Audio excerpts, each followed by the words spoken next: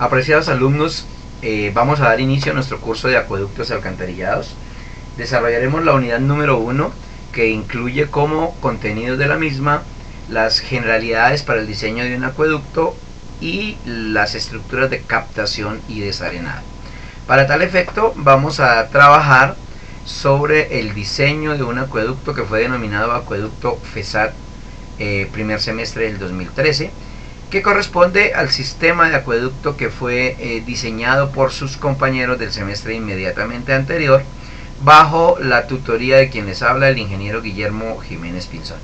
Para tal efecto, se procedió a suministrar a los estudiantes la información pertinente para que pudiesen desarrollar este ejercicio académico, que corresponde simplemente a una herramienta que pretende buscar que ustedes aprendan a proyectar los cálculos de un pequeño abasto.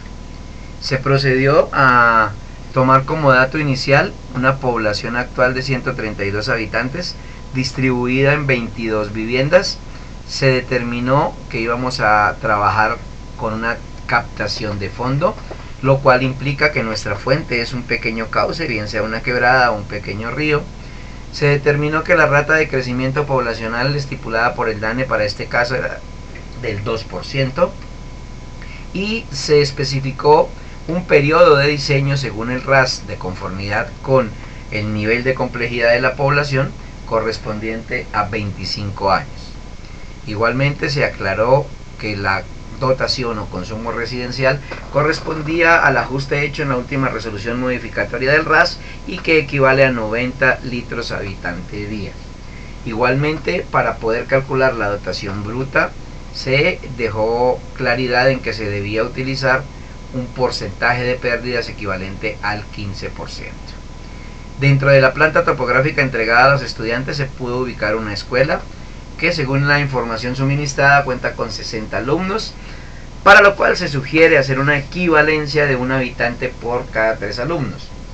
Esto significaría que en el caso de esta escuela nos representaría el equivalente a 20 habitantes, que teniendo en cuenta una ubicación de 6 habitantes por casa, equivaldría a 3.33 viviendas más, aparte de las 132 iniciales. No existe consumo comercial, ni consumo institucional, ni consumo para incendios, lo cual fácilmente nos deja ver que corresponde a un acueducto veredal, que por tanto será diseñado con la denominada espina de pescado. De la misma forma, el RAS nos especifica que para este caso la constante K1 y K2 corresponderán a 1.3 y 1.6 respectivamente. Con esta información se procedió a iniciar el cálculo de las estructuras, para lo cual se hace necesario partir de determinar la población que vamos a servir, partiendo de la que tenemos en el momento. Dicha población corresponde, según los datos, a 132 habitantes, pero debe incluir el equivalente de habitantes de la escuela, que en este caso son 20 habitantes, lo cual nos origina una población actual de 152 habitantes. Esta población, afectada por una rata de crecimiento del 2%, en un periodo de diseño de 25 años y utilizando el método geométrico adaptado, nos permite calcular la población futura, siendo PF la población futura, PA la población actual, R la rata de crecimiento y N el porcentaje, o mejor, perdón, el periodo de diseño al que vamos a proyectar nuestro acueducto. De esta forma obtenemos una población final al cabo del horizonte de diseño de 249 habitantes, que cuentan con una dotación neta de 90 litros. Se hace necesario pues transformar esta dotación neta a dotación bruta, teniendo en cuenta el porcentaje de pérdidas que se especificó como un 15%. Así pues, aplicamos la fórmula de dotación bruta, que nos habla de una dotación neta dividida en 1 menos el porcentaje de pérdidas, lo cual nos lleva a determinar que la dotación bruta con la cual trabajaremos corresponde a 106 litros habitante día. Con ese valor se proceden a hacer el cálculo de consumos, en el cual se encuentra el caudal medio diario, o QMD minúscula, el caudal máximo diario, QMD mayúscula, el caudal máximo horario, QMH. de cada uno de estos caudales dependerá el cálculo hidráulico del sistema. El caudal medio diario, o QMD minúscula, nos va a corresponder al caudal promedio que utiliza nuestra población a lo largo del tiempo de diseño. Ese caudal sencillamente va a ser igual a la población que acabamos de proyectar por la dotación que acabamos de encontrar, dividido en 86.400, que es la cantidad de segundos que tiene un día, lo cual nos permite que nuestro caudal sea expresado en litros por segundo. Para este caso, el caudal medio diario corresponde a 0.305486 litros por segundo. Teniendo en cuenta que este caudal promedio no es igual en todos los días del año y que hay días en los que hay mayor consumo, se procede a calcular el caudal máximo diario, o QMD mayúscula. Ese caudal máximo diario es sencillamente el caudal hallado anteriormente, es decir, el medio diario, afectado por la constante K1, que para nuestro caso, según la información, es de 1.3. Así obtenemos un caudal máximo diario de 0.397618 litros por segundo. Pero al igual que en todos los días existe un día de mayor consumo, dentro del día de mayor consumo existen horas pico, que corresponden a las horas de máximo consumo. Eso hace necesario que calculemos el caudal máximo horario, que sencillamente será nuestro caudal máximo diario hallado en el paso anterior, afectado por la constante K2, que para este caso es 1.6. Eso permite que en este ejemplo obtengamos un caudal máximo horario de 0.6362 litros por segundo. ¿Cuál es la importancia de estos caudales? Primero que todo, el caudal máximo diario, o QMD mayúsculo, será el caudal de diseño utilizado para calcular boca toma, desarenador e incluso las líneas de aducción y conducción, mientras que el caudal máximo horario se emplea para diseñar la estructura de almacenamiento o tanque de almacenamiento, para calcular la planta de tratamiento en algunos casos y las redes de distribución. Normalmente o habitualmente con este caudal se diseña tanque y redes de distribución. Hay quienes en el momento de diseñar como margen de seguridad utilizan este mismo caudal para diseñar la red de aducción y la red de conducción, e incluso a veces la planta.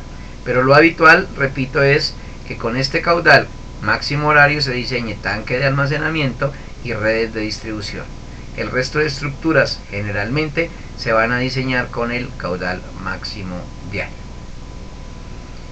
En este momento, de acuerdo al orden de estructuras, procedemos a calcular la captación, que en este caso es una captación de fondo, una boca toma de fondo, para la cual obtenemos alguna información básica que nos la exige el RAS, como el caudal de diseño, que ya dijimos es el QMD mayúscula, como la velocidad a través de la rejilla, el ancho que debe tener cada barra o cada varilla de esa rejilla, la separación de barras y otro tipo de información que ustedes pueden encontrar en el RAS. Como ustedes ven, acá existe alguna información con unos numerales resaltados en negrilla, corresponden al numeral del RAS, donde se encuentran estipuladas estas condiciones que tienen una fuerza de norma o de ley. Si ustedes se dan cuenta, se habla de un ancho de barras de 0.025 llevado a unidades de pulgada, esto correspondería a una pulgada, y separación de barras de 0.03 metros, es decir, el espacio entre cada una de las varillas. Acá me están hablando de que la varilla mínima que yo puedo utilizar es de 0.025, que me equivale a una pulgada. Razón justificada en el hecho de que la rejilla puede llegar a soportar el paso de piedras, el golpe de las mismas e incluso en ocasiones de animales que pasan sobre las quebradas, por lo cual una varilla de menos de una pulgada no es recomendable para hacer esa rejilla. Utilizando las fórmulas que están en el curso virtual, hallamos el área de la rejilla, utilizando el caudal de diseño, la velocidad que nos estipula el RAS y la eficiencia de la rejilla, que sencillamente es una relación, como se ve en esta fórmula, entre la separación que tienen las barras, que nos lo da el RAS, el área de las barras o el ancho de las barras mejor, que nos lo da también el RAS, y la separación. Esta eficiencia corresponde a la cantidad de agua que realmente se capta frente a el espacio que ocupa cada una de las varillas. Con ese dato obtenemos para este ejemplo un área de rejilla de 0.004820 metros cuadrados. Pero bien, esa área de rejilla nos equivale a el marco de la rejilla, las varillas de la rejilla y los huecos por donde se va a ir el agua. Necesitamos especificar qué porcentaje o qué parte de esa área hallada corresponde al área útil, es decir, a los huecos por donde se va a ir el agua. Esa área útil sencillamente va a ser el área de la rejilla que acabamos de hallar multiplicada por la eficiencia de la rejilla, que ya la habíamos hallado anteriormente y que para este ejemplo corresponde a 0.55. Obtenemos pues un área útil. Con esa área útil hallada y con los datos que ya conocemos de velocidad y de caudal medio diario, verificamos la velocidad que se va a obtener para asegurarnos de que esa velocidad no pase los 0.15 metros por segundo, que es el valor que nos exige el RAS. Por seguridad constructiva, duplicamos el área que hallamos inicialmente de la rejilla, que correspondía a 0.0048, perdón, a 0.0026, es el área útil de la rejilla. La duplicamos, por seguridad nos da 0.0053 metros cuadrados, y tratando de darle dimensiones, suponemos o proponemos un ancho útil de 0.20, es decir, 20 centímetros, que es lo normal en una rejilla en un pequeño río. Al hacer el despeje respectivo tendríamos un largo de rejilla de 0.06, es decir, de 6 centímetros. Como ustedes pueden entender, no es una medida constructiva, aunque hidráulicamente nos funciona.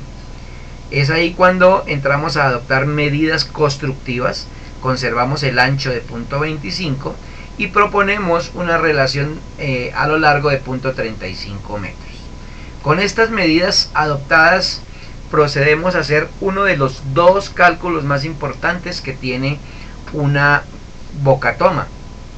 El primero de ellos es la lámina de agua sobre la rejilla, que sencillamente es determinar la cantidad de agua que yo debo tener sobre mi rejilla para que el acueducto me funcione en condiciones críticas. Con ello estamos diciendo en una época de lo que nosotros denominamos verano.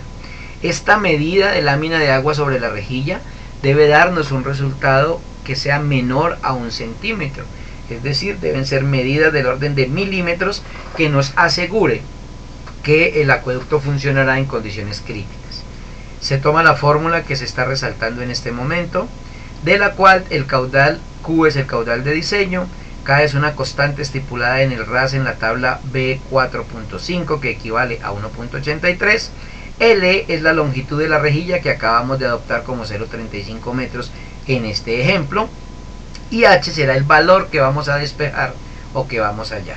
Para este ejemplo H nos da .007277, es decir 7 milímetros, lo cual enmarca en lo exigido de que la medida sea menor de centímetros.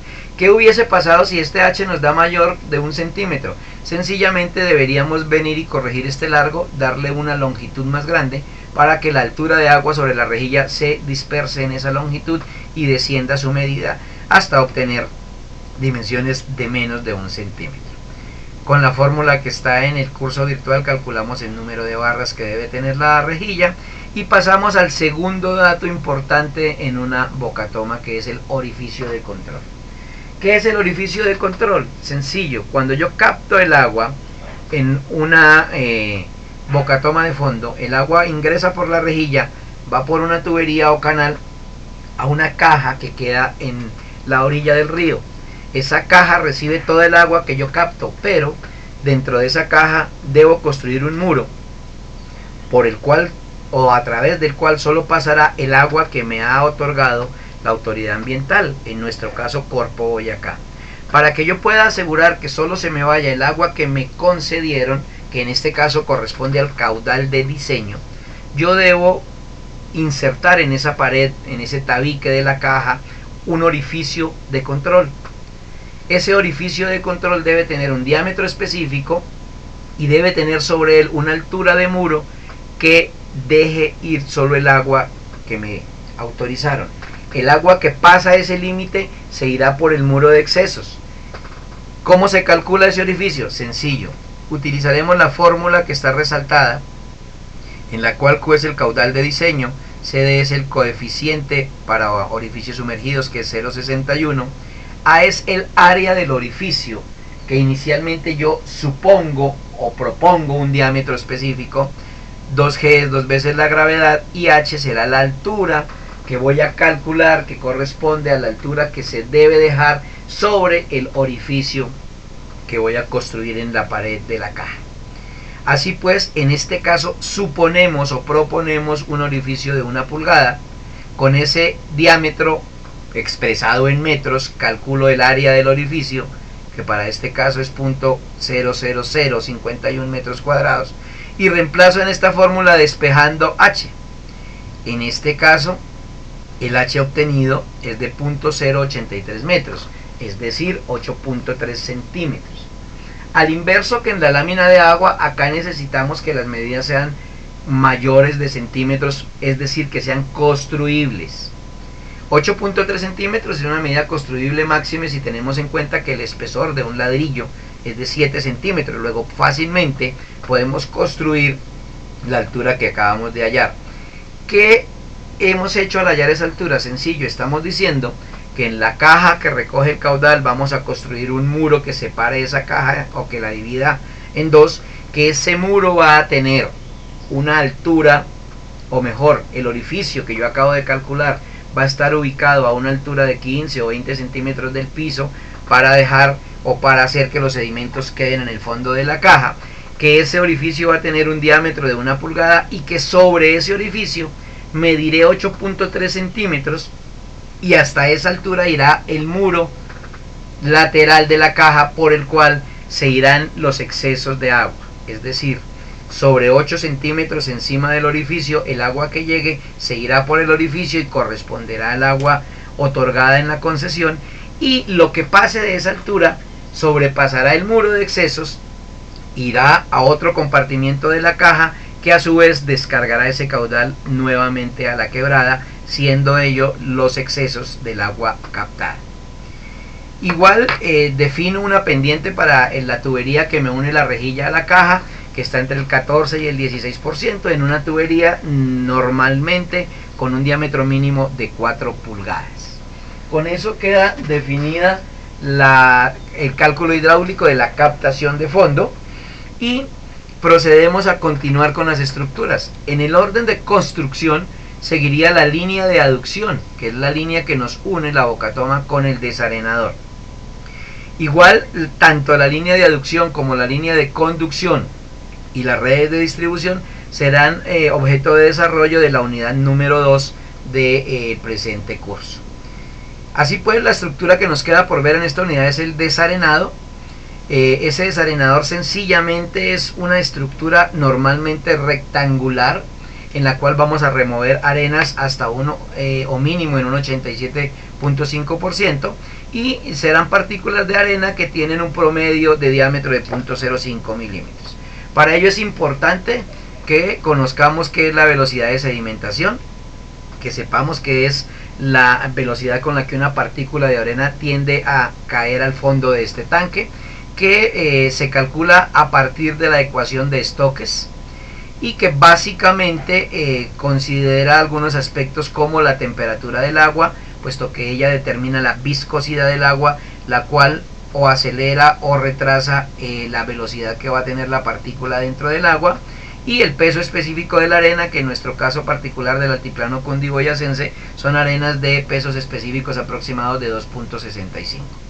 La velocidad de sedimentación se calculará con la fórmula que aparece resaltada, en la cual velocidad de sedimentación es igual a la gravedad dividido en 18 multiplicado por el peso específico de la arena menos el peso específico del agua dividido en la viscosidad del agua, en este caso a 12 grados centígrados, y multiplicado por el diámetro de las partículas al cuadrado. Importantísimo tener en cuenta que para esta fórmula hay unidades especiales, como cuáles: la gravedad no la utilizamos como metro sobre segundo cuadrado, que es lo normal, sino como centímetro segundo cuadrado, es decir, no utilizamos 9.81 metros segundo cuadrado, sino 981 centímetros sobre segundo cuadrado. Utilizamos peso específico de la arena de 2.65, peso específico del agua de 1, viscosidad del agua, para este caso a 12 grados centígrados igual a 0.0124, que se obtiene de una tabla que la pueden ustedes consultar en cualquier manual de hidráulica, donde van a encontrar las viscosidades para las diferentes temperaturas de agua. Y finalmente se hace referencia a que el diámetro de las partículas que hablábamos era de 0.05 milímetros, en la fórmula se expresa en centímetros. Con todo ello obtenemos que para nuestro caso la velocidad de sedimentación es de 0.18 centímetros sobre segundo o 0.0018 metros sobre segundo. Se asume una profundidad inicial propuesta de 1.5, que es la profundidad mínima promedio que debe tener un desarenador en el centro del mismo. Digo en el centro porque la estructura de desarenado corresponde a una estructura con inclinaciones de los lados hacia el centro, donde en el centro tendremos la mayor profundidad, en este caso 1.5. Con esa profundidad adoptada, que será este H, y con la velocidad de sedimentación que acabamos de hallar, obtenemos el tiempo de sedimentación. Ese tiempo nos da en segundos, lo pasamos a minutos, en este caso 13.89 minutos, que será el tiempo necesario que una partícula utiliza para poder llegar al fondo del tanque. En los libros de hidráulica ustedes obtendrán la relación de los desarenadores que se denomina A sobre T, que es el tiempo de retención dividido en el tiempo de sedimentación, y que nos permite asegurar que nuestro desarenador va a remover mínimo el 87.5% de partículas. Esa relación A sobre T, para que me remueva el 87.5, debe ser igual a 2.75. Conocemos la relación, que es 2.75, conocemos T, que es el tiempo de sedimentación que acabamos de hallar. Con ello despejamos A, que es el tiempo de retención, que significaría el tiempo que el agua debe estar en el tanque para asegurar que mi partícula de arena descienda hasta el fondo. Con ese tiempo de retención A y mi caudal de diseño, calculo la capacidad o el volumen del tanque. Ese volumen que acabo de hallar dividido en la altura, que ya había supuesto como 1.5, me da campo para calcular el área superficial, que corresponde al espejo de agua de mi tanque. Esa área superficial la comparo o la relaciono con la carga superficial que voy a recibir, es decir, el caudal total que voy a recibir. Así pues, la carga superficial Q minúscula será la relación entre el caudal de diseño y el área superficial que acabo de calcular.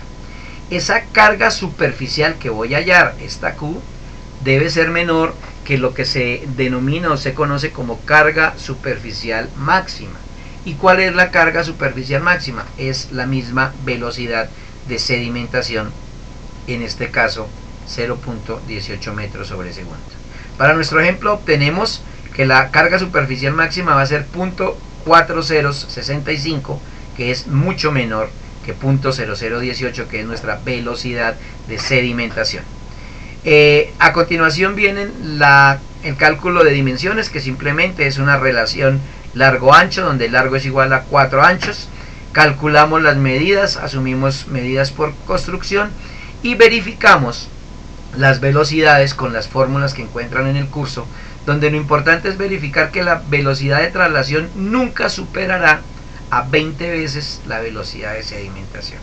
Esto que nos asegura que el agua no pase tan rápido que se lleve las partículas, sino que al contrario tenga el tiempo suficiente para que las partículas desciendan. En nuestro ejemplo, la velocidad de traslación es 0.00053, que obviamente es menor que 0.036, que para este caso corresponde a 20 veces la velocidad de sedimentación. Debemos dejar adicionalmente una profundidad para almacenar los lodos en el fondo del tanque. Esos lodos corresponderán al 25% de la altura, que para nuestro caso serán 40 centímetros. De esta forma nosotros podemos tener o destacar mejor qué se necesita para diseñar un desarenador. Es importante que ustedes vean estos cortes de un desarenador. Acá, por ejemplo, estamos observando la zona 1, que es la zona de entrada, zona de aquietamiento, donde el agua llega al tanque y se calma para que no nos genere resaltos. La zona 2, que es la zona de ingreso al desarenador. La zona 3 sería toda la zona del desarenador como tal, o la zona de sedimentación, que es esta en el centro. La zona 4 es el fondo, que es donde van a ir acumulados los lodos, y la zona 5 es la zona de salida.